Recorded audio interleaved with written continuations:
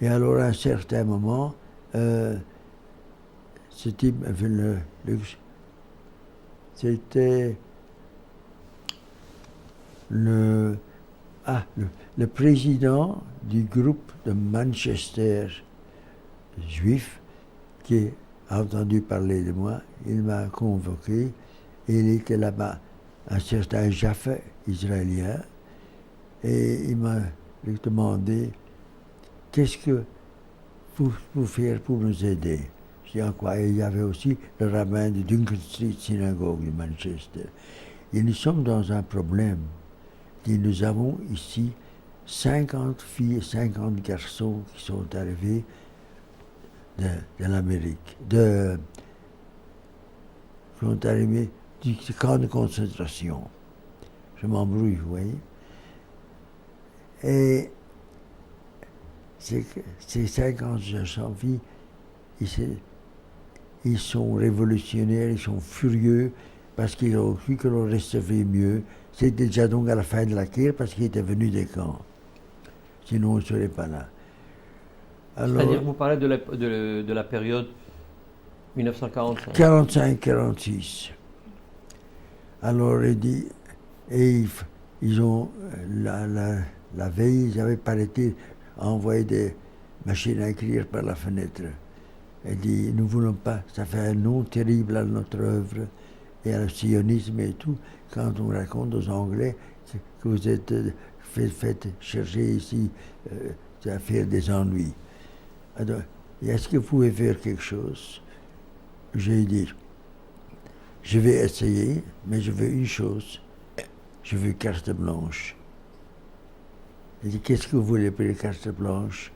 Il dit, mais c'est un mot français, ça veut dire que vous me mêlez de rien, je vous donne le résultat. Alors, l'Israélien dit, c'est trop sensible ce qu'il dit. Et alors, on m'a mis dans une grande maison à Manchester, et là, il y avait des 50 filles et 50 garçons dans une partie. Alors, c'était comme des petits bêtes sauvages, ils jetaient des pommes de terre dans l'air. Et ils parlaient quelle langue? Il y avait 3 groupes, des Hongrois, des Polonais et des Hongrois, des Polonais. C'est pas important, mais de quelle façon avez-vous eu le contact avec eux? Oui. En quelle langue parliez-vous avec eux? L'anglais. Et eux savaient l'anglais? Quelques mots. En yiddish aussi, je parle bien le yiddish. Et donc, quel était votre rôle dans... Il y avait des gens, il y avait des jeunes depuis 14 ans jusqu'à 18. Et vous faisiez quoi avec eux? 18, 19. Oui, mais vous faisiez quoi? À un moment, je travaillais, j'avais fini avec l'aviation. Oui, absolument, mais dans cette aide à ces réfugiés, enfin Ah non, on m'a dit que je serais directeur de toute la place. Et vous deviez faire quoi? Diriger toute la place. Faire que ça cesse cette stupidité de faire des problèmes aux autorités. Il dit, quand les Anglais ont une idée de ce qui se passe ici, c'est une honte. Ils ne vont pas vouloir aider avec Israël ni rien du tout. Alors j'ai dit, je vais essayer ce que je peux faire. Alors je les ai appelés ensemble, tous les vieux, et je dis, écoutez, moi je comptais rentrer en Belgique. J'ai entendu vos problèmes, je vais vous aider. Mais vous devez m'aider d'abord. C'est pas moi qui vais problème, c'est vous qu'il faut changer. Il dit, d'abord, ce désordre doit changer. Tout le monde doit faire son lit. On n'a pas de serviteurs ici. Tout le monde a laissé les chambres propres. À midi, il faut peler les pommes de terre. Mais personne ne veut faire cela. Alors, je vais vous dire qu'on va faire ici un gouvernement.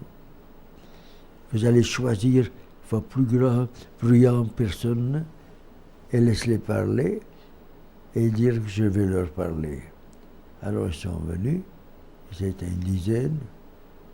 Ils disent, écoutez, je n'ai aucune question de rester en Belgique, je ne demande que rester ici, je vais rentrer. Si vous voulez m'aider, alors je peux tout tenable. Il dit, qu'est-ce que vous voulez? Il dit, je veux que vous conduisez comme un Menschen. Il a dit, Menschen en yiddish veut dire comme un Ben Adam, comme il faut. Alors, qu'est-ce qu'il faut faire? Vous allez faire un gouvernement. Vous allez choisir qui est le chef de gouvernement, qui est le chef pour faire l'ordre, qui est le chef pour donner des travaux, qui est le chef qui donne des punitions à ceux qui ne veulent pas entendre. Et à ces conditions, je suis prêt à rester. Avez-vous réussi? Au-delà de mes espérances.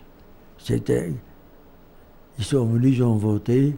Je dis, bon, toi, tu es le chef, je te dis à toi ce que je veux. Je veux qu'il y ait 6 personnes pour peler les pommes de terre. Le matin, mais le fait, combien manger. de temps avez-vous travaillé dans des commissions et tout. Tout ça. Et combien moi, de temps ce homme, cet endroit, a-t-il tenu? assez longtemps. C'est-à-dire? 6 mois, 8 mois. Et après? Après, ils étaient tellement heureux. Et moi, comme je donne du piano, je donne des leçons de piano aux filles et aux garçons. Ensuite, j'apprenais avec eux, je cherchais les petits, j'ai envoyé à l'école. Ils ont suivi l'école. Les autres cherchaient du travail. Alors, le rabbin il m'avait envoyé, voulait qu'on vienne dans la synagogue à Saint-Lungerschil pour le Shabbat. Je dis, mais pas comme ils sont. Je veux que tu sois habillé comme il faut. Je dis, qu'est-ce qu'il faut? Un costume pour chaque garçon. Oh, nous avons des costumes de réclame qu'on m'a dit, je n'en veux pas. Ou bien vous le traitez comme des hommes humaines, un costume comme les Anglais, les jeunes Anglais là, pour dans la synagogue. Alors, le rabbin dit, laissez-moi faire, vous les aurez. Alors, il a dit, je veux aussi que ces gens viennent à la synagogue, qu'on ne soit pas traités comme des chiens dans les barrières pour s'asseoir. Le rabbin dit non, je les mettrai autour de moi, devant la synagogue. Et ils sont tous allés choisir, quel homme, tout ce que vous voulez, vous choisissez, c'est votre goût. Si vous n'aurez pas d'autres costumes pour le moment. Ils ont choisi chacun leur costume, ils étaient fiers comme nous, des souliers aussi. Et le samedi, tout le monde était habillé. Et à l'avant, Weizsäcker allait avec sa troupe à la synagogue. Je me rappelle de Justin Bibu, je suis dans la synagogue et tout le monde applaudissait. Il était autour du rabbin, en 2 files, et là, toute la cérémonie, ils ont pris part au service. Et c'était resté comme ça tous les Shabbats. Et les filles étaient en haut. Et qu'est-ce qui vous a amené à revenir en Belgique? Mes parents, en quelle année? mon père.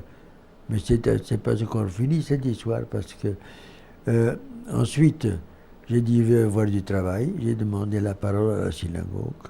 Et j'ai dit, écoutez, vous m'avez accordé le droit de prier. Vous n'avez jamais subi de la guerre ce que les gens chez nous ont subi. Vous gagnez votre vie, vous avez des bombes, mais c'est pas ça ici, il n'y a pas de bombes ni rien. Alors je dis, voilà, dit-il, je veux que chacun donne du travail à un de ces garçons, des réfugiés. S'il vous place pour 2, apprenez-leur votre métier. Il ne faut pas les payer, sauf s'ils le méritent. Si vous croyez qu'ils ont gagné, donnez-leur ce que vous pensez qu'ils valent. Et apprenez leur métier. Alors il y a tout de suite un qui dit, je veux 2, je fais des manteaux de fourrure, j'en veux 2. Et comme ça, petit à petit, ils ont tous eu du travail. Ils sont rentrés, ces gens étaient heureux. Et finalement, ils étaient tous. J'ai fait, le rabbin m'a donné, il y avait les jeunes avaient dans la cave de la synagogue, le sous-sol plutôt, il y avait une grande salle pour les fêtes. Alors, comme je suis danseur, j'ai appris les filles à danser, les garçons à danser, et on a fait un groupe de danse. Et ils ont adoré ça, les foxtrots, les week-ends et tout ça. Et le samedi, le dimanche soir, tout le monde venait, et ils apportaient des filles, des garçons de la ville, et c'était très gai là-bas. Donc, racontez votre retour en Belgique. Il est fort simple. Mon père était très malade, je suis rentré. C'est tout. Je suis resté. Comment vous êtes réintégré dans la vie belge? Comment avez-vous retrouvé votre maison, les Les souvenirs, maisons, mais les gens qui tout ont... était parti, jusqu'à même les toilettes, tout était arraché. Et il y avait que les 4 murs qui sont restés de tout. Donc comment allez-vous vous réintégrer? Qu'avez-vous fait finalement? J'ai vu simplement une chose fort simple. Quand j'ai fait ce que j'ai vu, je suis parti en Israël. En quelle année? Ça doit être après la guerre, après la guerre du, après la guerre du que les Américains avaient où est-ce que c'était? En Corée. Corée. C'est-à-dire 49. Oui, c'était en 49. Je suis rentré ça à Digne. Mais vous fréquentiez un mouvement de jeunesse?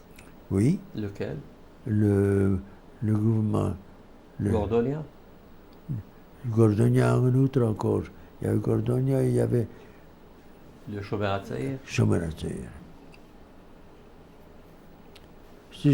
Tous les groupes que je connaissais, j'étais partout parce que je jouais du piano tellement bien. Et chaque fois qu'il y avait une fête juive, on me demandait, comme un anniversaire d'Israël ou quelque chose, on me demandait de venir à grande salle et de jouer l'hymne nationaux et le chant des réfugiés, et le chant des... Par quel bateau êtes-vous arrivé en Israël? Moi, je ne suis pas arrivé par avion. Je suis arrivé par avion. Ah, par avion. Oui. excusez-moi. J'ai dit, j'ai le luxe qui va me permettre de prendre un avion. Donc, en C'est la Israël. première fois. Où êtes-vous arrivé? Je suis arrivé ici et je suis allé ici et j'ai allé chez j'avais un cousin, j'avais entendu parler à Tel Aviv. Je suis là-bas et j'ai resté. Et qu'est-ce qui vous a amené à revenir en Belgique? J'en avais marre. De Je vivre voulais ici? quelque chose d'Israël. Je suis venu ici et là, un beau jour, j'avais une chambre que j'ai louée dans un endroit. Et ces chambres, il y avait un jeune leader d'autobus et sa femme, un jeune marié, il ne pouvait pas payer le loyer pour la construction. Donc j'ai aidé à payer le loyer en les chambres. Ils m'ont invité tous les Shabbats à dîner, c'était vraiment délicieux. En quelle année avez-vous quitté Israël pour la Belgique? Bon, je crois que c'est 6 ans après. Mon père était malade et ma mère a dit alarme, elle ne sait pas tenir le magasin, tu es le fils aîné, tu dois venir aider. Alors j'ai tout liquidé, je suis allé là-bas. D'ailleurs, je l'ai toujours regretté. Et là, il y avait de bons amis, de mes parents, qui avaient une jeune fille dans l'armée, et je l'ai rencontrée et on s'est mariés. 6 semaines. Elle s'appelle comment, votre épouse? Hein? Votre épouse s'appelle Esther. comment? Et vous avez des enfants? Oui, j'en ai pour le moment, j'en ai 4. 4 enfants ou 4 Oui. petits-enfants? Non, 4 enfants. L'aîné, il est en ce moment un docteur. Il a pris à Technion, il a pris la médecine. Il a fait maintenant l'invention pour guérir la maladie des enfants qui ne savent plus bouger. Comment ça? Bon, vous savez ce que je veux dire, les paroles me manquent à ce moment. Et il y a un fils qui est diamantaire. Il fait une taillerie en Chine.